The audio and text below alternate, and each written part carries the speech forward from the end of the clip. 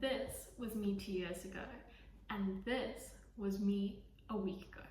I am not a camper, I never have been, I have no great passion for walking, and quite frankly, I don't understand how anybody would enjoy walking for days on end over unpathed hills in the rain with a backpack that weighs half their body weight. But people do it, and for better or for worse, I did it. Hi, my name is Victoria and I'm an A-level student studying maths, further maths and economics. And I'm here to tell you about how economics is part of our everyday lives and how you can use it to your advantage to create the life that you want. I'm going to start with a short story because around 2 years ago, I was sat down in a classroom for assembly and told about the Juke of Edinburgh award. For those of you who do not know, the Juke of Edinburgh or DofE award is given out to those who complete 4 different categories of activities in a certain time frame: a skill, a sport, volunteering, and an expedition. There are 3 different levels: the bronze, silver, and gold. The time frames of doing each of the activities increases, as well as the difficulty of the expedition. Well, little me was not too thrilled hearing about this, yet I still walked away knowing that I would do it. At that point, my head had already weighed up the costs and the benefits of doing this, and the positives outweighed the negatives. For me, personally, the negatives are the following. I had to go to a weekly after-school meeting every Tuesday talking about how to read maps and learning about the countryside code. I had to spend my time doing a skill, volunteering, and a sport. Finally, but certainly not least, was the expedition that I dreaded with all my heart. While the positives are the fact that this looks good on a personal statement or a CV. The positive isn't even an assured fact.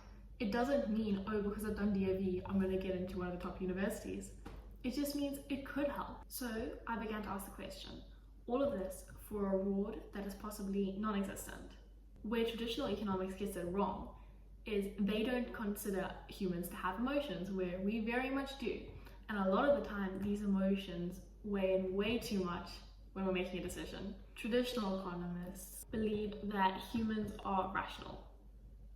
We are not. However, we do weigh up the pros and the cons of a choice before we make our decision. In a lot of cases, our emotions get very involved in this, and suddenly a cost that may not have been that great seems too terrible. You overlook the actual benefits. As normal human beings, we tend to overvalue the current happiness and undervalue the future pain, which means we'll choose to do things that make us happy now rather than thinking about how we're going to feel in the future. So why do you do things that you hate? Why do you study a subject you don't like? Why do you go to the gym at 6 a.m. on a cold winter's morning? Why do you get up out of your warm bed to get on a crowded train and then get on a tube and go and sit at a desk for 6 hours in front of a laptop? Why did I do DofE? There is always an incentive. The benefit is the incentive. For me, the benefit was something that was possibly non-existent. Wondering if it would have helped was enough to get me to do something that I hated. The incentive is greater than the cost, and that's why you do it, and that's the economics behind it. So then how are you going to use this piece of economic theory to make your life better? Number 1, start by identifying what your goals are and what you actually want. Our main aim in life is to maximize utility or happiness or reward or benefits or purpose. But what does that actually look like to you? If you don't know this, then you can't choose what is going to actually benefit you more than cost you. If you let your emotions have full control of your decisions, you'll always stay with what's comfortable and you'll never understand what you're capable of and what your limits are. Number 3, is it the right time to be doing the thing that you hate?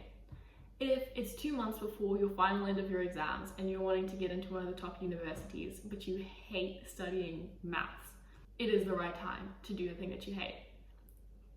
If you want to go to a top university more than you hate studying maths, you gotta make that choice and you gotta lock in and you have to study. There are so many things that you don't need to do right now because they're not taking you in the direction that you want to go in your life. And that's why it's so important to understand what you're wanting to achieve and where you're wanting to go, because then that's how you can make the right decisions. Economics is just the choices we make. And if you understand what you want and where you want to go, all your choices are going to be a lot clearer and easier to make. Thank you for watching this video. If you enjoyed it, please like and subscribe, and I'll be coming out with more content like this in the following weeks.